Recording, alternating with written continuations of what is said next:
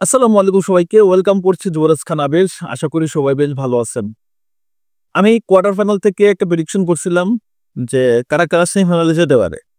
তা এটা কিন্তু অনলি একটা দল আসলে আমার হিসাবের সাথে মিলে নাই, সেটা হচ্ছে পালমেরাসের জায়গা বলছিলাম আপনার চেলসির সাথে পালমেরাসের খেলা, এবং আমি পালমেরাসকে আগে রাখছিলাম, কিন্তু পালমেরাস এখানে আমার সাথে আসলে 2 নম্বর করছে। তারা পারে নাই, তাদের গোলকিপার এখানটাতে বিট করছে, আমার সাথে বিট ট্রাই করছে, যার কারণে কিন্তু তারা আসলে জিততে পারে নাই বা উঠতে পারে না সেমিফাইনালে। এখন সেমিফাইনালে আমি দুটা গ্রুপ ভাগ করছিলাম, গ্রুপ এ ও গ্রুপ বি। গ্রুপ এ থেকে আসছে হচ্ছে আপনার আল হেলালকে হারাই দিচ্ছে ফ্লুমিনেন্স, তারা চলে আসছে। অপরদিকে চেলসি হারাই দিচ্ছে হচ্ছে আপনার পালমেরাসকে। তো চেলসি এবং এখানটাতে ফ্লুমিনেন্স খেলবে হচ্ছে আপনার সেমিফাইনাল। অপরদিকে গ্রুপ বি যদি দেখি, সেখানে রিয়াল মাদ্রিদ হারাইছে হচ্ছে বরুসিয়া ডর্টমুন্ডকে 3-2 গোলে। এখানে রিয়াল মাদ্রিদ উঠে আসছে। অপরদিকে উয়েফা চ্যাম্পিয়ন লিগ জয়ী দল পিএসজি, লুই এনরিকের পিএসজি, উসমান ডেম্বেলের পিএসজি হারাইছে হচ্ছে বায়ার্ন মিউনিখকে 2-0 গোলে। তো গ্রুপ বি থেকে রিয়াল মাদ্রিদ এবং পিএসজি, এই যে বিগ দুটা ম্যাচ দেখেন। চ্যাম্পিয়ন্স লিগ জয়ী দল পিএসজি, তারা কিন্তু খুব ব্যালেন্স একটা দল। আপনি তাদের টিম যদি দেখেন, ডিফেন্স, মিডফিল্ড, আক্রমণ ভাগ, গোলকিপার একদম রক সলিড, এবং তাদের যিনি কোচ, মানে একদম মাথা নষ্ট কোচ লিয়েন্ডকে। এখন কথা আছে পিএসজির কিন্তু নেক্সট ম্যাচ রিয়াল মাদ্রিদের সাথে। আপনারা জানেন যে 9 তারিখ রাত 1টা থেকে শুরু হবে হচ্ছে এই যে ফিফা ক্লাব বিশ্বকাপের আসলে ফার্স্ট সেমিফাইনাল। সো এই যে দুটা সেমিফাইনাল হবে, দুটা দল মোকাবেলা করবে, এবং দুটা দলের নিয়ে একটু কথাবার্তা বলি। ফার্স্ট যদি বলি যে ফ্লুমিনেন্স এবং চেলসি বিষয়ে, দেখেন ফ্লুমিনেন্স এই টুর্নামেন্ট টোটালি যেভাবে আসলে তারা মানে কন্টিনিউ করছে বা যেভাবে ডোমিনেট করে আসছে, আমার কাছে এই বিষয়টা কিন্তু অবাক লাগে নাই। ব্রাজিলিয়ান ক্লাবগুলো, ব্রাজিলিয়ান প্লেয়ারগুলো সবসময় দুর্দান্ত, এটা কিন্তু ইউরোপ জানে।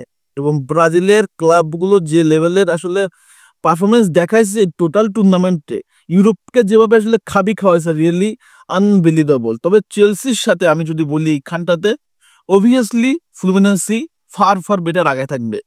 ওই দিন পালমেরাসের সাথে চেলসি জিততে পারতো না যদি না কিনা পালমেরাসের গোলকিপার ভুল করতো। সো এইখানটাতে আমার কাছে মনে হয় ফ্লুমিনেন্সের গোলকিপার ফ্যাবিও দুর্দান্ত, কোনো সন্দেহ নাই। ডিফেন্স থিয়াগো সিলভার নেতৃত্বে তাদের মিডফিল্ড, আক্রমণ ভাগ, হারকুলেসরা যেভাবে আসলে পারফরমেন্স করতেছে, আইরিশরা যেভাবে পারফরমেন্স করতেছে, আমার কাছে মনে হয় না যে এই ফ্লুমিনেন্সকে চেলসি হারাইতে পারবে। সো আমার কাছে এখানে পরিষ্কার ক্লিয়ার ধারণা যে এখানে চেলসি, আপনার এনজো ফার্নান্দেজ, হয়তো বা ব্রাজিলিয়ান অনেক প্লেয়ার আছে, আন্ডে সান্তোস আছে, তার সাথে তাদের ডিফেন্স লাইনার কুকুরেরা আছে, রেস জেমস আছে, আক্রমণ ভাগে আছে জো পেদ্রো। তারপরেও আমার কাছে মনে হয় না যে চেলসি ফ্লুমিনেন্সকে হারাইতে পারবে।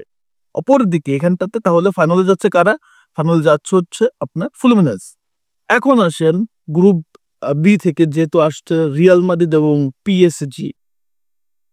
ডিফেন্ডিং চ্যাম্পিয়ন পিএসজি, কোনো সন্দেহ নাই, তাদের টিমটা একটা চমৎকার সেবে আছে, ভালো একটা ওয়ার্ক করতেছে টোটাল টুর্নামেন্টে, এবং তাদের কোচ লুই এনরিকে এই টিমটার ভিতরে একটা চমৎকার বন্ডিং নিয়ে আসছে, এবং সবচেয়ে বড় কথা খ্যাপাটে একটা মেন্টালিটি, যে প্রতিপক্ষকে খেয়ে ফেলতে হবে, এই বিষয় নিয়ে তারা আগাচ্ছে। এখন রিয়াল মাদ্রিদ নতুন কোচ জাবে আলোনসো আসছে, আসার পর থেকে কার্লো আনচেলত্তি এই টিমটা একটু শেখেছিল, গুছাই নিয়ে আসছে। প্রথম ম্যাচটা একটু আদেলাদের সাথে ফাইট করছে, পরবর্তীতে একটা ম্যাচও ড্র করে নাই, প্রত্যেকটা ম্যাচ জিতছে। এবং তারা কিন্তু কোয়ার্টার ফাইনালে আপনারা দেখছেন যে বরুসিয়া ডর্টমুন্ডকে উড়াই দিছিল, কিন্তু লাস্ট সময়টা নাটক এটা রিয়াল করছে। যে রিয়াল মাদ্রিদ লাস্ট সময় ডোমিনেট করে, সেই রিয়াল মাদ্রিদ লাস্ট সময় নাটক করছে। যাও, এখন সেমিফাইনালে রিয়াল মাদ্রিদ এবং পিএসজি। রিয়াল মাদ্রিদের বর্তমান টিমে ব্যালেন্স দেখেন, ডিফেন্স, মিডফিল্ড, আক্রমণ ভাগ, দুর্দান্ত একটা ব্যালেন্স। তবে রিয়াল মাদ্রিদের ভোগাইতে পারে এখানে ডিন হুইজেন লাল কার্ড খাইছে, তবে পিএসজিও 2জন লাল কার্ড খাইছে, সেটা হচ্ছে Lucas Hernandez at the same time উইলিয়ান পাচো।